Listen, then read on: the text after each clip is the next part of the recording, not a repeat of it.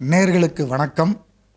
இன்றைய தினம் 2026 சட்டமன்ற தேர்தலுக்கான முடிவுகளை ஜோதிட ரீதியாக நாம் பார்த்து வந்து கொண்டிருக்கின்றோம். அதன் அடிப்படையில் அவிநாசி தொகுதியில் வெற்றி வேட்பாளர் யார் என்பதை ஜோதிட ரீதியாக ஐயா அவர்களிடம் கேட்டு தெரிந்து கொள்ளலாம்.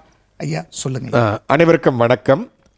இந்த அவிநாசி தொகுதி அப்படிங்கிறது ஒரு சிறப்பான தொகுதியாக இருக்கிறது. என்ன காரணம்னா, பாரதிய ஜனதா கட்சியினுடைய முன்னாள் மாநில தலைவர், தற்போது மத்திய இணையமைச்சர் திரு எல் முருகன் அவர்கள் இத்தொகுதியில் வேட்பாளராக களமிறங்கியிருக்கிறார்.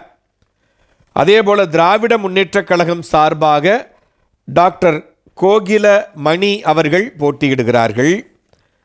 தமிழக வெற்றிக் கழகம் சார்பாக கமலி அவர்கள் போட்டியிடுகிறார்கள்.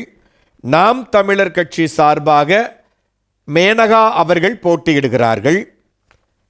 இந்த 4 வேட்பாளரினுடைய ஜாதகத்தை அடிப்படையாக கொண்டும் பல்வேறு விதமான பிரசன்ன முறைகளை கையாண்டும் இந்த வேட்பாளர்களில் யாருடைய ஜாதகம் வலிமை வாய்ந்ததாக இருக்கிறது என்பதை அடிப்படையாக கொண்டு யார் வெற்றி வேட்பாளர் என்பதை யாம் ஜோதிட ரீதியாக கணித்திருக்கிறோம்.